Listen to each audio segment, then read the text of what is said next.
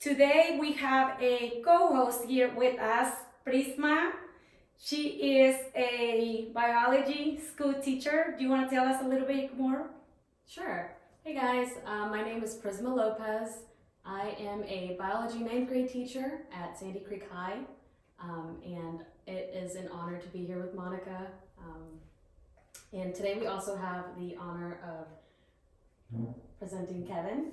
He is a firefighter. Would you like to? Yes, thank you for having me, by the way. My name is Kevin Contreras. I am a firefighter and also an EMT, and I've been doing it for approximately 5 years now, and it's a great passion that I enjoy doing.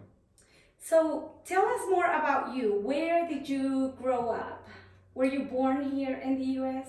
So I was actually born in Mexico, Aguascalientes. Oh, My nice. mother and we came here when I was 6 years old, and by here, Atlanta, Georgia. So I grew up in the Clayton County area, mainly around Jonesboro and Morrow.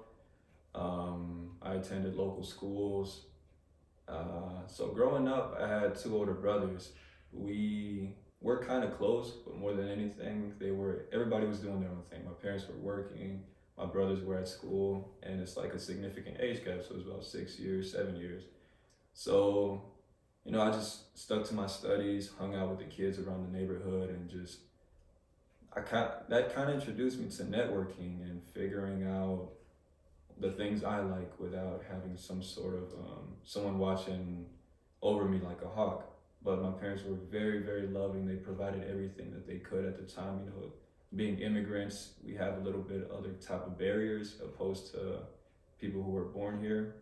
So learning a new language, learning a new culture, adapting to different belief systems and education. So it was a lot to take in at such a young age, but nonetheless, How old were you? I was 6 years old. 6 years old. Okay, nice, nice. So, So you were like a second generation yes. here coming to the US. That's great. So how did you decide to get the certificate as a firefighter? So in the 11th grade, I had an economics teacher. His name was Mr. Timms. Excellent guy. He taught us so much about things that probably aren't in the curriculum, like in regards to taxes, economics, and investing. But when I asked him personally, I was curious about how he went about to get to the point he's at, and he said he started as a volunteer firefighter. And every now and then he'll throw in jabs. He's like, "Hey, you should kind of do this. Like, it'll introduce you to a whole new spectrum of things." And I didn't really think too much of it up until later on, maybe in my early 20s, just seeing the fire trucks going up and down the neighborhoods or the local highways. And you would see what they would do, the men and women from all types of cultures and geographics. So something just kind of sparked that flame in me to want to pursue this, or at least want to know more about it. And it wasn't up until I asked. I don't think he's currently working anymore, but I used to work at a fish market way back when, and we also served food. And they stopped by in the fire truck, and I asked one of the lieutenants, if I'm not mistaken. He's like, yeah. I asked him how and where and who do I speak to apply. And he pretty much didn't go too much in depth, but enough for me to want to pursue. And I got some of the questions that I had answered, and from then on, I just applied myself. Awesome. And so you said you were working. Did you work while you were working on becoming a certified firefighter?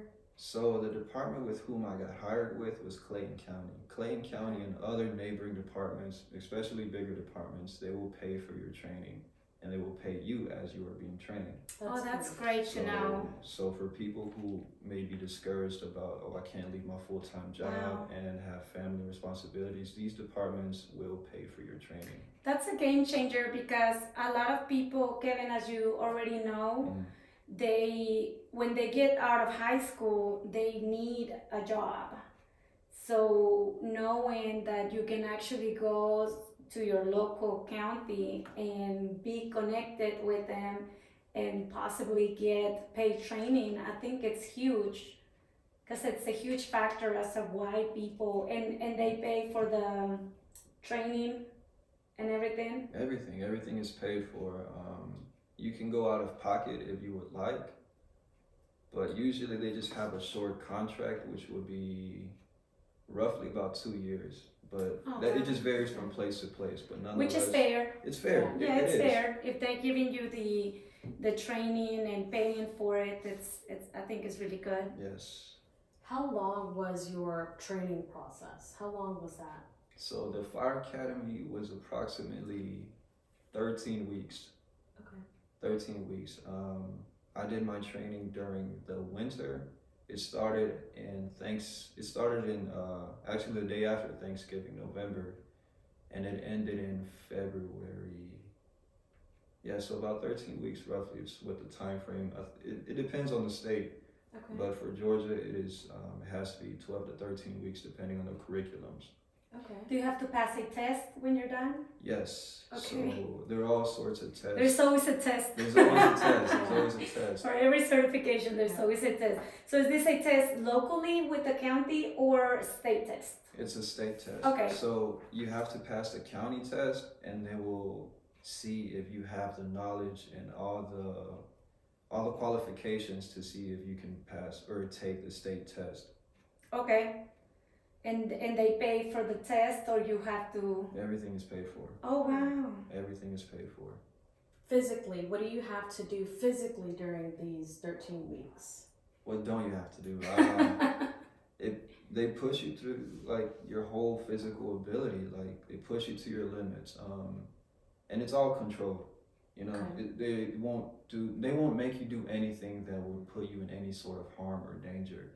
However, a lot of these things are very mental and psychological. Mm-hmm. So they push you to your brink just about. So a lot of running, a lot of physical conditioning. Okay.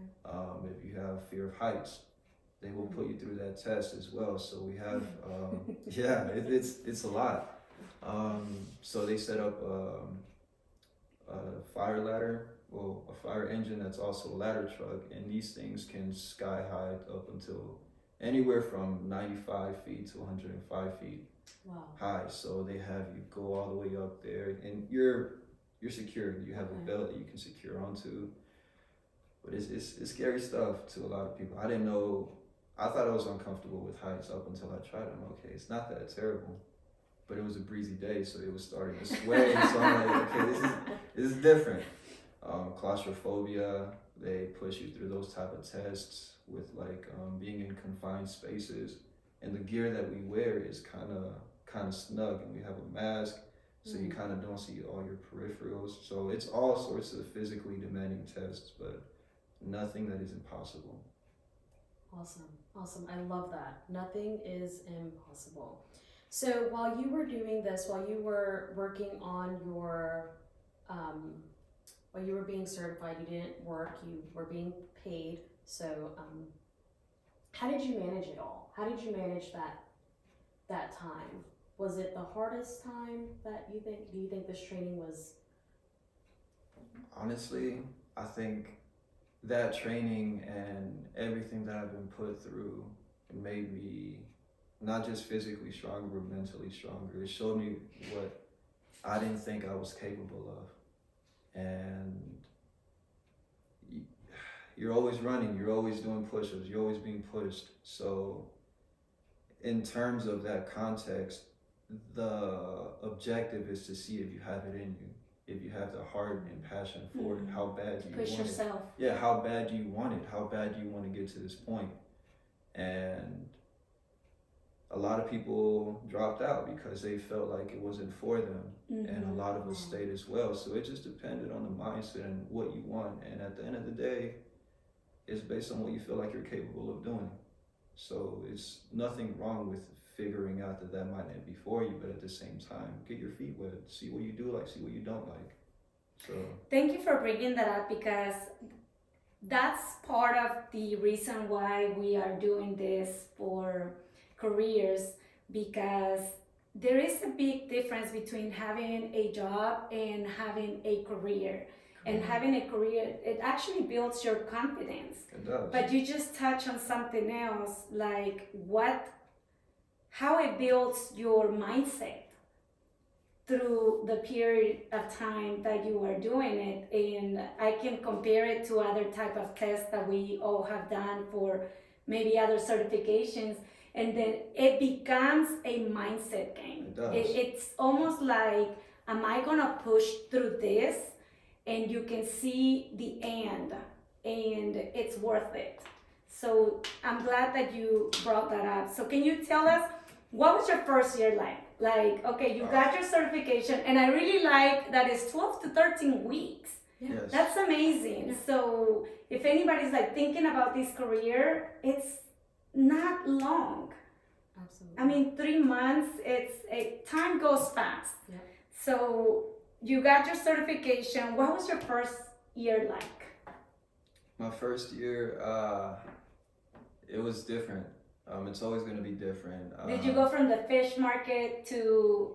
Well, before that, I worked at Longhorn. I was a grill cook. Okay, But- so you went completely different. Yeah, completely Okay. different. Yeah, but so the first year after the fire academy, after you graduate from the academy, they assign you to a station, depending on what department you work for, of course. But you get assigned to your station, you meet your crew, and usually the station officer will set expectations, and they want you to understand your territory, understand the trucks, understand the operations, understand how we're going to do things on whatever the emergency may be. Protocols. On protocols, yes, Okay. protocols, better word for saying that. But my first year, I learned a lot. I learned a lot, not just about myself, but about the areas in which I live.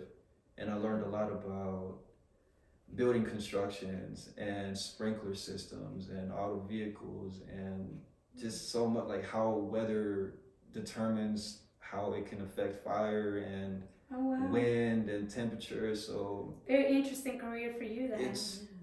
you learn a lot. It's very eye-opening. So my first year overall, it was so much to take in, and at the same time, this is a new field for me. So I was not only trying to grasp what I'm taking in, but also understand myself as I evolve into this new field. Mm. So knowing what you know now, what would you do differently during your first year? Honestly, open up more. Okay. So we can come across very traumatic incidents. And as a young male, Latin male, we kind of don't know how to express ourselves in our households. So a lot of the things that I encountered, they were also very traumatic. I didn't know how to have an outlet for them or how to cope with these things. So learning that we can be vulnerable and open and talk about our feelings and pretty much communicate when some things don't feel right with you. It's okay to open up, or it's okay to talk to someone. It's okay to feel. It's okay to show your emotions.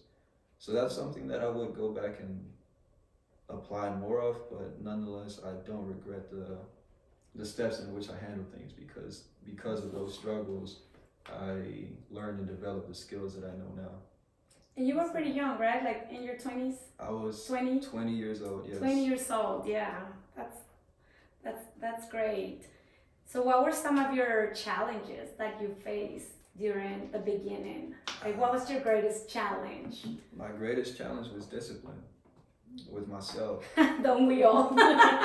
We all face discipline, and 20 years old, I turned 21 in the fire academy, so you do things 21-year-olds do, and you kind of get away from your responsibilities, especially once you start seeing a little bit of money coming in that you weren't used to. And then you have to realize, I have a career now. I can really mess these things up. Yeah. Just by, doing the wrong things or making poor life decisions. Right. Wow. That's deep. It changes who you are because you have something to protect, which is your career. I really like that. Absolutely. I really like that because there are some things that you wouldn't do because you representing an organization or a platform, or simply just doesn't go with who you see yourself becoming. I like that. Yeah. That's awesome. That's great, because that way you kind of, in the back of your head, you think, I have my younger siblings that are watching me. I have an entire community that, you know, we are Hispanic, so Yeah. you think, well, I'm in rooms where I'm the only one there. Yeah. So I need to act right Yes. and be the firefighter that Yeah. that I'm called to be. So Yeah, at the end of the That's day, you awesome. can do anything you want, but not everything is good for you. Correct. So you just have to choose. I like that. Having the discipline to basically fight yourself, because you know you want to do something, but at the same time you're like telling yourself it doesn't go with the vision of who I want to become and what I am working on. I like that. So what is your day-to-day like? Walk me through from when you wake up till Okay. when The you- normal day. A normal Yeah. day at the Yeah. firehouse. Yes, a normal day. So our schedule is from 8 in the morning till 8 in the morning. We work 24-hour shifts. So my day starts off, I wake up around 5 in the morning, and this is my personal day. I can't speak on anyone else. All right. I usually go for a run, maybe 2-3 miles, do some stretching, and I show up early at the fire station to relieve whoever is leaving. Because people have families to go home to or other jobs to attend Yeah. to. So I get there early, shower, do my stuff. We have to keep a clean shave, so grooming and hygiene is very important because you're in uniform, you're in the eyes of the public, so you're a professional image of, you know, the department. I get my gear ready, make sure everything is there from the day before. I talk to whomever I am relieving. I ask what the rundown is, what they used, what they didn't use. Do I expect anything? Were any conditions changed, or did any policies or anything? Was there any form of change that I should expect or at least be versed about? We go through that, but we all do that in the big table that we all sit down at. So the table has about 10 chairs, and it's a bunch of us coming in and also leaving. So we're big coffee drinkers. So there's always coffee being made. Very informal, but it's a meeting. Yes, it's a meeting, but it's Okay. all casual at the same time. Very But, casual. so we all sit down, have coffee, snack on the little things or whatever. So we do that, we get the pass down, and after they're leaving, our officer of the day briefs us on what is expected, what we have to do, whether it's inspections or some sort of training or community outreach, whatever the case may be, we're briefed on that. After that, you are assigned to a position or duty. Me, I am a firefighter / driver. So I drive the fire truck as well. So with that, I check the whole truck. I make sure all the compartments are present, make sure everything is in there, all the tools are operational and in service. Check all the conditions as far as like tire pressure. So you have to be very analytic about everything. I see. So as a driver, maintaining the truck is your responsibility. It is. I am responsible for the truck and everyone inside the truck. So we have to be very, very detailed as far as the things that we need for day-to-day operations. So that's my day as far as that. We wash the trucks, we fuel whatever needs to be topped off with, and then we replenish or resupply the things that are missing. And then after that, it's the unpredictable. 911 calls, meetings, and it just varies. But overall, the public and the department have my full and undivided attention for 24 hours. So let's say you have an emergency. Mm-hmm. What happens? You get the call. We get the call, it gets dispatched in a big sound system. That sounds cool. It can be. So you could be literally doing anything. You could be making a cup of coffee, you could be cooking, you could be reading, whatever the case may be, in the middle of training, or Everything just stops. everything stops. So for that 5-10 seconds of the delivery of the dispatch, in your head you're making mental notes. So I always keep a notepad and a pen in my pocket. Everyone usually does. I write down the address, what the emergency is, and then we have a big map on the in the bay where all the trucks are at, or some people just check their phone, Google Maps it, and we show up to the place. Depending on the severity of the call, we could just be going in regular traffic flow, or we could have lights and sirens where it's in that case it is actual, well not actual, but it's a higher quality of emergency. Preferred, yes, but yeah. Nice. So, what qualities would you say somebody that wants to join the firefighter career would need to have? What would it take? What would be ideal? Ideal, passion. Passion. What about physical fit? I feel like anyone can mold themselves into be physically fit, but it being more of it is very physically demanding, but overall it's very, very mentally taxing, or at least it can be. Okay. So have compassion, learn to sympathize and also empathize. These are people's real life emergencies that they're expecting you to take care of at your best ability. Sometimes you can't deliver as you would like. So use what you know and go back to your training, and also just if you can't relate to someone and have to deliver some bad news, learn how to do that. Mourn with them. So it can be very emotional at the same time. So that's what I mean, compassion, sympathize and empathize, but also have heart. You gotta want to do this type of things. Yeah. And sometimes it grows on you, and at the same time, like I said, test the waters. If it's for you, it's for you. If it's not, that's okay. Find something else, or learn to network with other people. Yeah. But nonetheless, have heart for it, because it's a beautiful profession. Something that a lot of people don't know is that there is a DISC personality, that it's like a group of questions that basically tell you who you are. And that's important because it's one of the discs that I'm familiar with. It breaks personalities into 4 people. So somebody that studied them said that there is only 4 types of people. I don't know about that. But it's really interesting that you said that you have to be compassionate and you have to have a heart, because one of those personalities is a high S, which stands for service. Not everybody likes to service. Correct. And those are typically our nurses, our fire department, our police officers, nonprofits, because you have to have a passion for helping. And I would say, like you said, definitely try it, but I also really encourage to find a way to do a DISC personality, because it does tell you if you have what it takes in order to stay in the career. Because if you are a high D, which stands for drive, if you are a highly driven individual, you're gonna pass the test.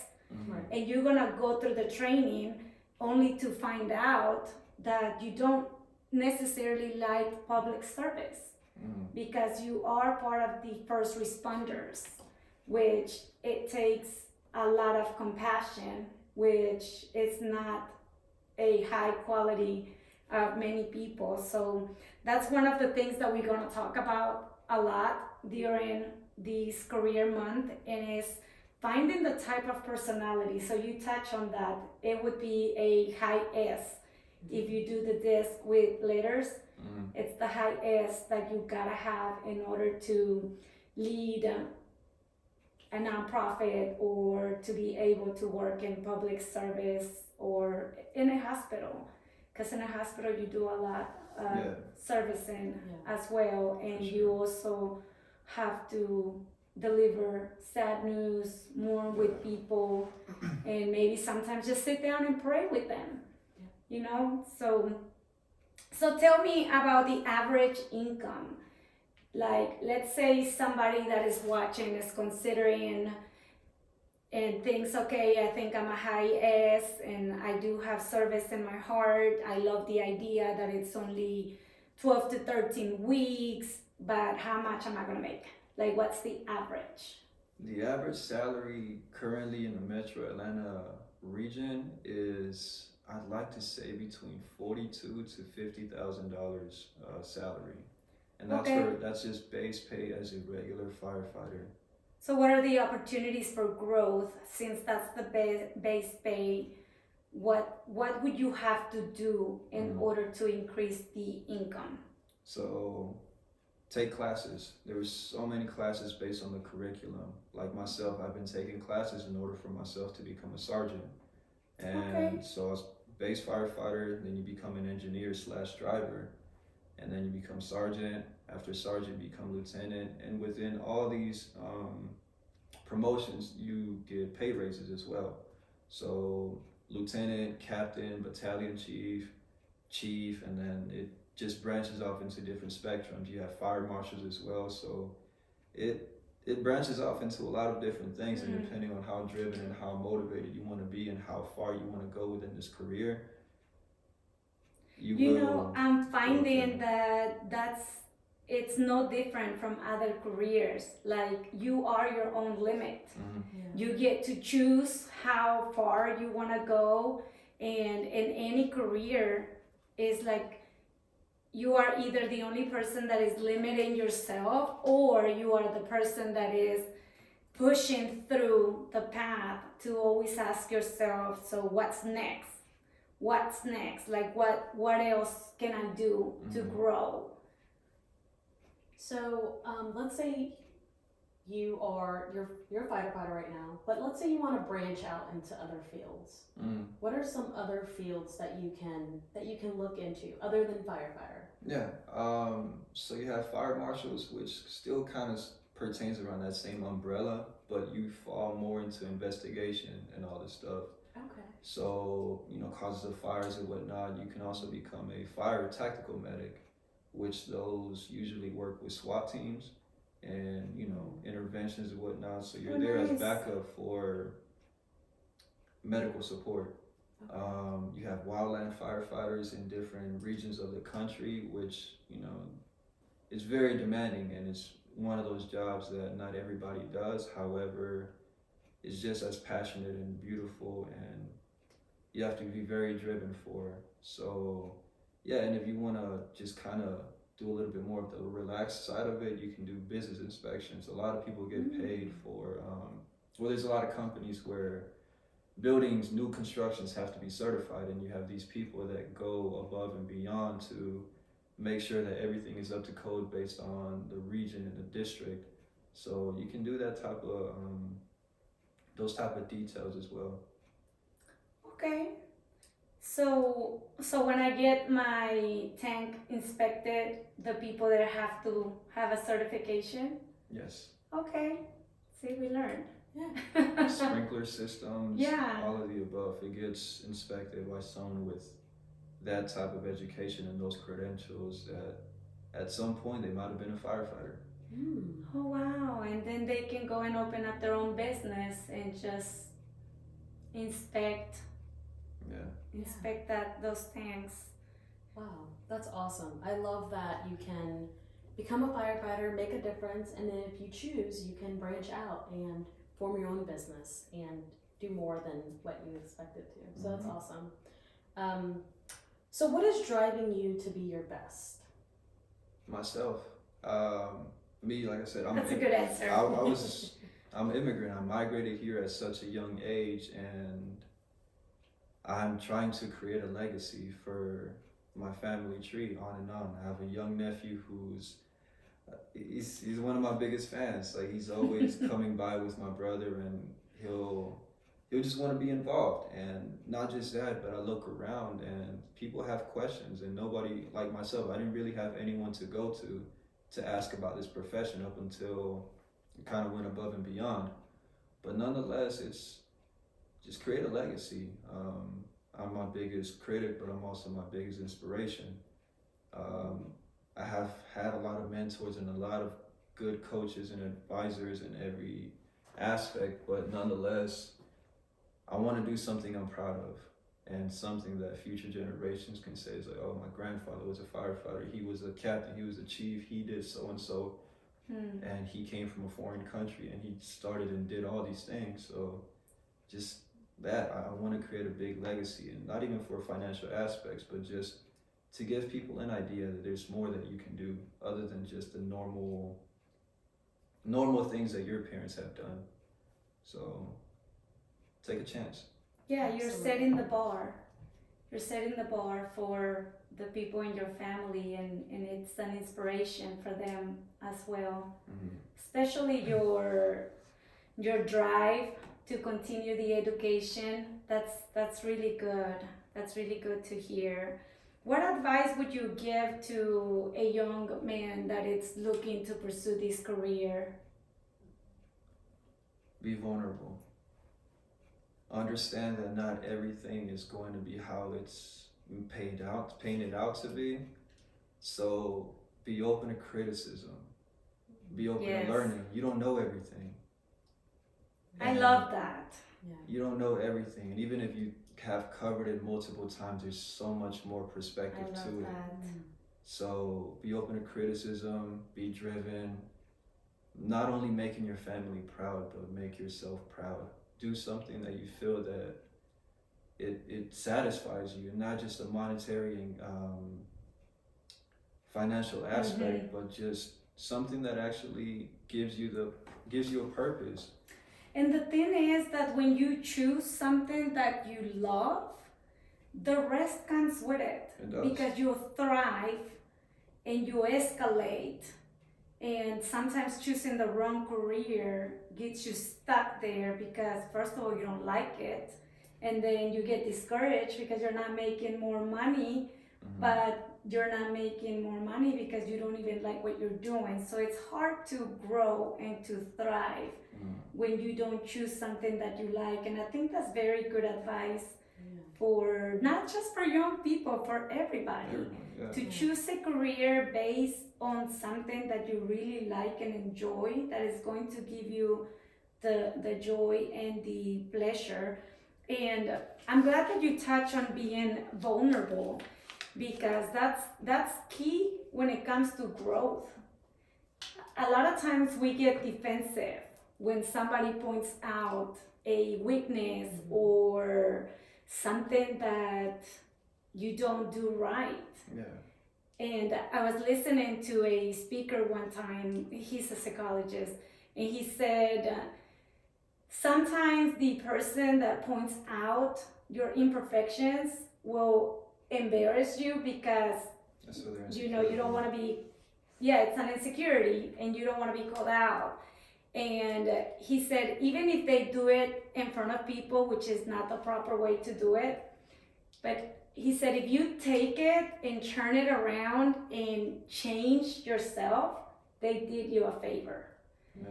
Like, if you can just say, okay, maybe they didn't say it the way that they should have said it, or I would have preferred they said it privately. Yeah. But if we can make aside all of that, like, how did somebody say it? And, just ask yourself just two questions. Is it true? And if the answer is yes, whether you like it or not, just ask yourself, what am I willing to do about it? Can I change this about myself? And I think that's really good, because that is one of the things that jeopardizes growth, and is when we are not willing to be vulnerable and to say, you know what, I do have a lot of room for growth, and let me work on a few things at a time. Maybe you don't want to overcome your whole self at the same time. Yes. And before we get into the next questions that Prisma has for you, I want to touch a little bit on your morning routine that you talk about. And the reason I want to talk about that is because there is a lot of connection with success and people that have a morning routine. And I would say a healthy morning routine, because we all have a routine. Correct. It may just not be healthy. Maybe some people say, I don't have a routine. Yes, you do. Even if it's drink coffee, watch TV, which is terrible in the mornings for you, that's a routine. Yeah. But having a morning routine, I like that you share what you do before you get to work, because, exercise helps It tremendously, does. even for people that struggle with depression Mm-hmm. or just confidence, just the way you feel after you do a workout. And maybe you don't like working out. Maybe you just say, you know what, I just want to walk and wake up and smell the roses. Like just walk around and obviously in a fast pace, but just walking can do a huge difference. If you can just add with little things of adding a morning routine, maybe 10 minutes to begin with.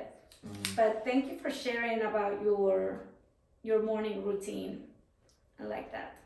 Yeah, that's awesome. We all need a way to start the morning, Yeah. Yes. and walking or whatever it is that a lot of people do. I like to read, so reading in the morning is also great. Mhm. So you mentioned that you were also an EMT, Mm-hmm. and so I want to talk to you a little bit about. I want to ask you a few questions about being an EMT. Okay. So what is that? How did you get your certificate as an EMT? As an EMT, after I graduated the fire academy, they put us through EMT training. That is 10 months long. Yes, 10 months long. Okay. So, That's a little longer then. yes. Okay. So, it's also nationally recognized. You have national certifications Oh, that's that amazing. are used throughout the whole United States. And they pay for that as well? Yes. Okay. However, you can also, like, same thing, you can go about your way and pay out of pocket. So depending on the level of certification that you want, depends on the cost. So we have 3 levels of EMT. We have EMT, advanced EMT, and paramedic.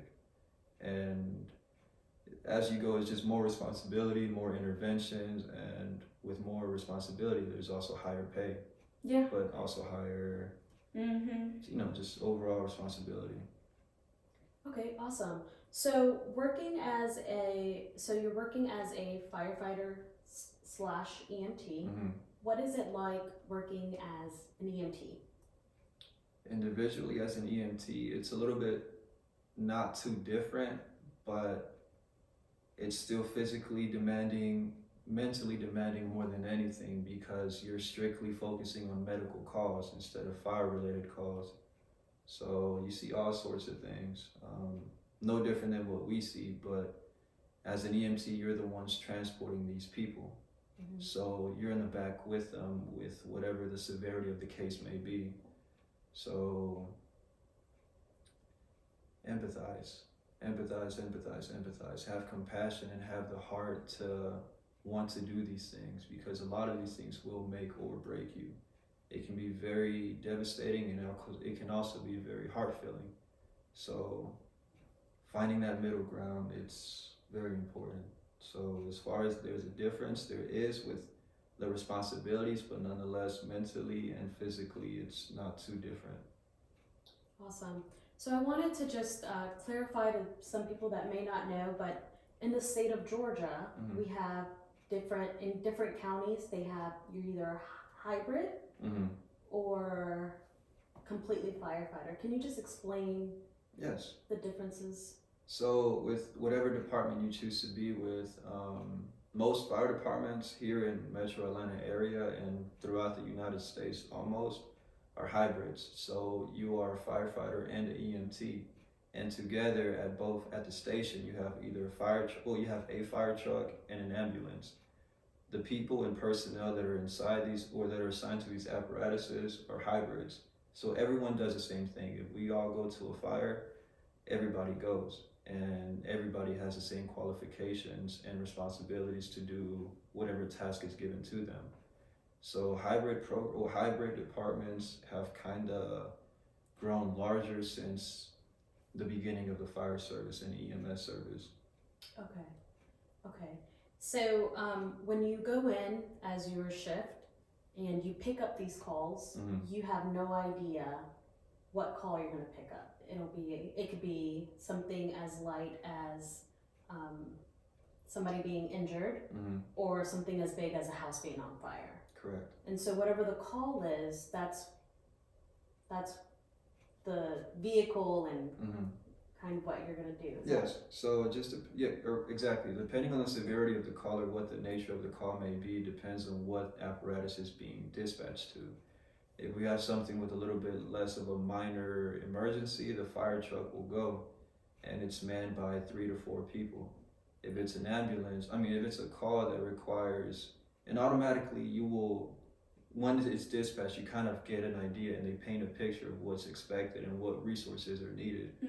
So if it's something that seems like high emergency, all apparatuses and everyone will go. The fire engine will go, since we're all hybrids. Everybody's trained to do such things. The fire engine is usually there for manpower, and in the case of whatever the ambulance staff may need. So if they need a third person to ride along with them, depending on what the call may be, we have that availability and also the potential and skills to help perform whatever is needed. Awesome. So, knowing what you know now, what would you do differently as a certified EMT? Because that was a longer training. So what would you do differently knowing what you know now as an EMT? Keep learning. Like I said, I'm 21 years old. Life was new to me, and as far as that perspective. Yeah, definitely. So, discipline. You feel grown at 21, but you look back and you know you were just a kid. Yeah.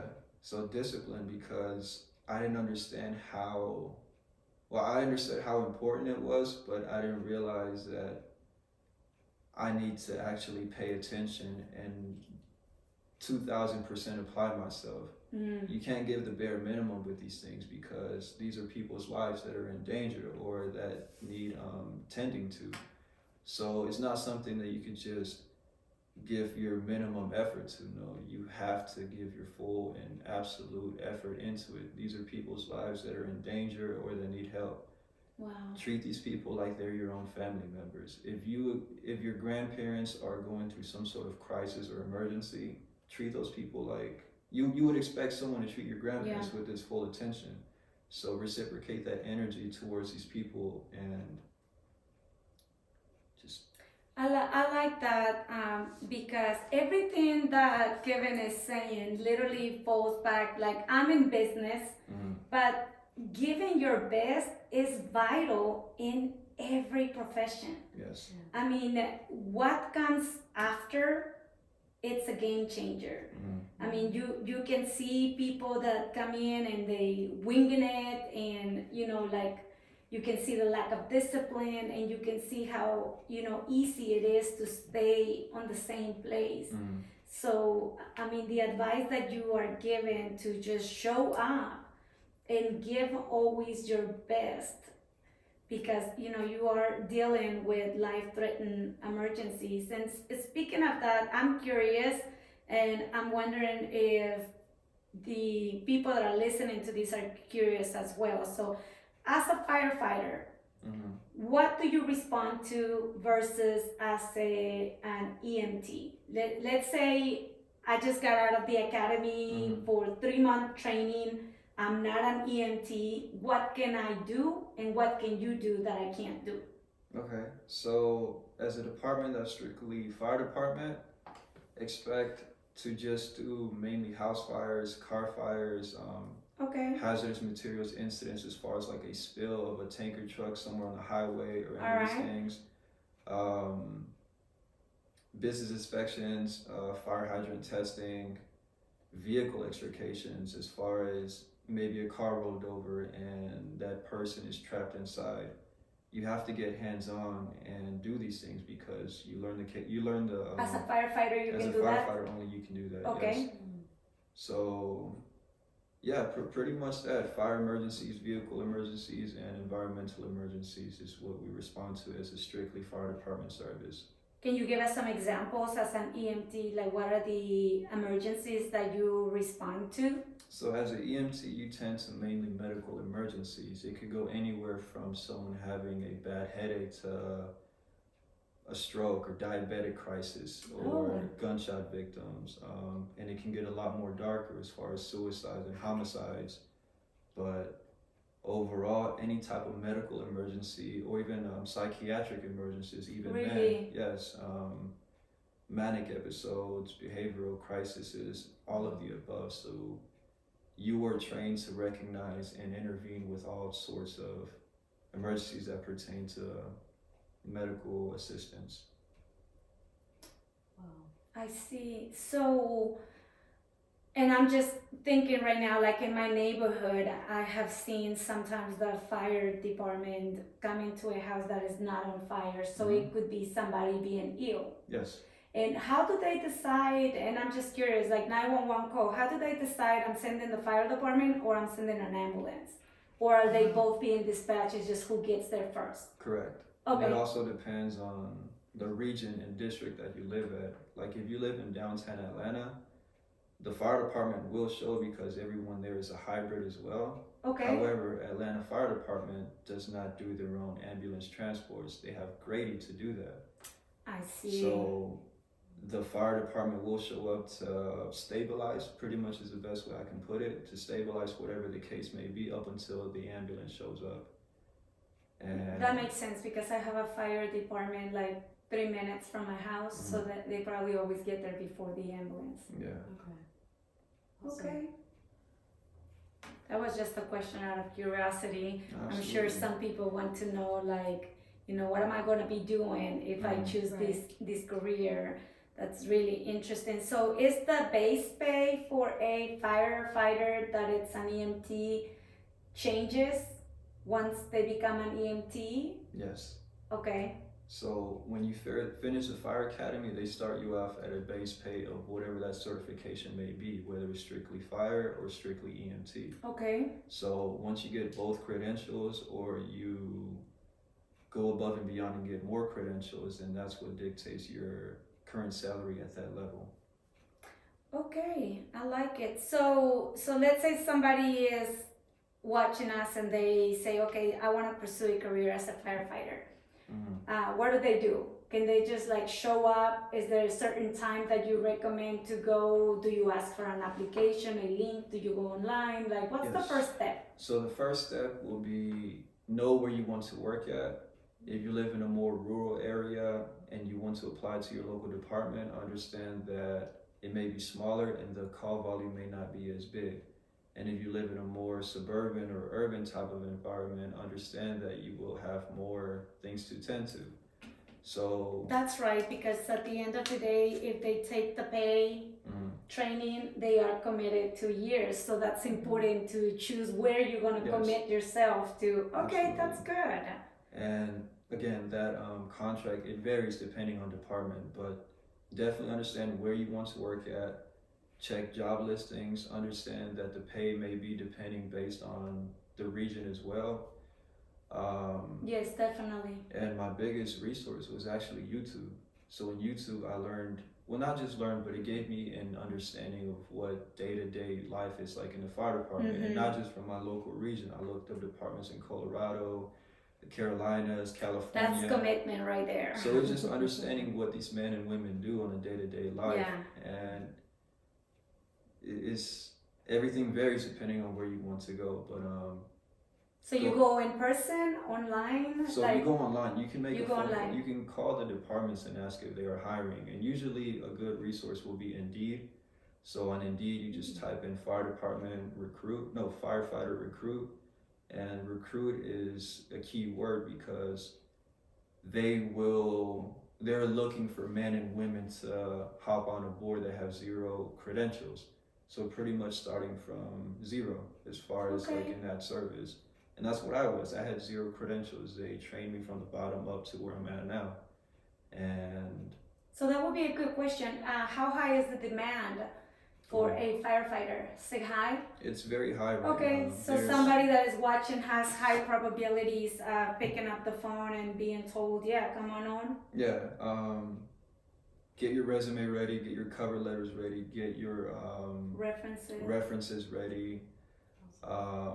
Clean up your act, whatever you're doing that you know you're not supposed to be doing, clean that up, because a lot of these things can fall back on you, so be careful with those type of things. Call your local fire department, show up to the station, ask questions. If you see people, we're more than happy to answer any question you have. If we're not going through something or we're not involved in anything and you just catch us at the supermarket or your local store, come up to us, ask us questions, ask us whatever you'd like to know. I'm more than happy to do these things. I love community outreach. So just ask questions, pick up the phone, call, watch YouTube videos, inform yourself. But it's all on you and how you want to proceed and how do you like to move and where you like to go and how far you want to go.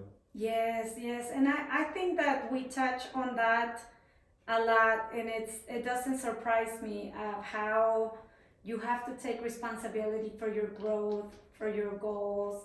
Yeah. You know, just like you had the initiative to go on YouTube. Mm-hmm. And it's like when you come across something, you can feel unqualified and choose not to do it, or you can choose to go and educate yourself, you know, pay for some certification, get some training, ask somebody else that, you know, will not mind to sit down with you and talk about it. I like everything that you said because I feel like it applies to every career. Absolutely. And even personal goals. Like you decide how much you want to grow, you decide how much effort, and it, I think something that I like is that it falls back on your passion. So I guess it would be fair to say if you're not growing in the job that you are in or the position that you're in, maybe it would be a great thing to think about a career and find what your passion is so that you can thrive in it. And the opportunities are endless of all of the careers that we have investigated that you can do in less than 12 months. Yeah. So Kevin, thank you so much for your time. The information was so valuable, and I'm sure that it's going to inspire more than one person to inquire more about this. I think that we answer most of the questions that they would have. If we didn't, maybe you can ask in the comments, and maybe Kevin can go on the comments and answer any questions if we didn't ask something, or like he said, go to your department, local department, or if you see them at a parking lot, just ask them the questions that you have. Thank you so much. And if I may interrupt, I forgot to throw something else in. Yes, please. Technical and vocational schools. These schools also have these courses. So great. Atlanta Technical, Southern Crescent, just a lot of these technical schools, they offer those courses, and like I said, you would have to pay for those if you want to pay out of pocket. Any idea what the cost is? Yes, so for regular EMT level, I think it's anywhere between $1,500 to $1,700. Advanced EMT, which the full program is from basic to advanced, that will be anywhere between $3,000 to $3,500, and for paramedic, it's roughly anywhere between $5,000. And that way, there's all sorts of grants for blue collar and white collar jobs at the moment right now because of the demand. So there's a high demand on it's that. a very high demand. So a lot of these vocational and technical schools will pay for this stuff with a Pell Grant or and it's a 10-month program with the schools as well? Yes. Okay, that's so great. It just depends. So call your vocational schools, get informed, go online, check and in ask with about them. grants. Ask about grants, or even ask about when the upcoming course is. Check your local region and ask, and just get well versed and communicated with them. They also, if I'm not mistaken, a lot of them offer firefighter courses as well. Oh wow. So if you want to go about it your way and get your own credentials without signing any form of contracts or anything, that's also another form of doing it.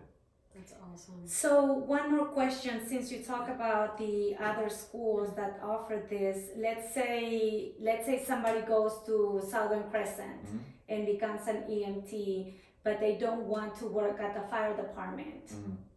Where else can they work as an EMT? You can work for local ambulance companies. There's private ambulance companies, and then there's also 911 emergency companies. So depending on the city and the counties you live in, there are places. That's cool. There are places that do strictly do EMS and all that. So, indeed, YouTube. Nice. Facebook even. There's always some sort of forum or even groups that talk about job listings. Awesome. So anything you would like to add or communicate to our audience that is listening? Whatever it is that you want to do, you can do it. If you want to switch it up, that's fine too. But if you choose to do that, give it your all. Don't minimize or don't hold yourself to any limit, because there is no limit. The limit is what you choose it to be. Have a passion for whatever you choose to do. Don't forget to make yourself proud and also your family proud. There's always somebody watching, whether you're doing good or doing bad. There's always somebody watching. Yeah, for sure. There's repercussions for anything and everything. And overall, just have fun and choose love. Thank you. Anything you would like to add, Prisma? I loved this interview. I thought it was great. I also want to add that you didn't mention, but from your story, you took a big risk. And I take that risk, make that next step, make that phone call. If you see a firefighter or whoever you are interested in, if you see somebody in scrubs and you're really interested in becoming a nurse, ask her or him, right? So yeah, take that risk. So thank you for mentioning that, because you were working at a restaurant when you decided to do this. So, and it's exactly our goal with this program, and is to show people that you can go from having a job to having a career. Absolutely. And you are the perfect example. Thank you so much, Of and course. we are so proud of all of your accomplishments. Thank you Thank so you for much. joining I us. really appreciate it. Thank you. Thank you for listening, guys. And like I said, if you have any questions, anything that we didn't ask, feel free to add that in the comments. Thanks for watching. I hope it stopped it. If not, I can cut it.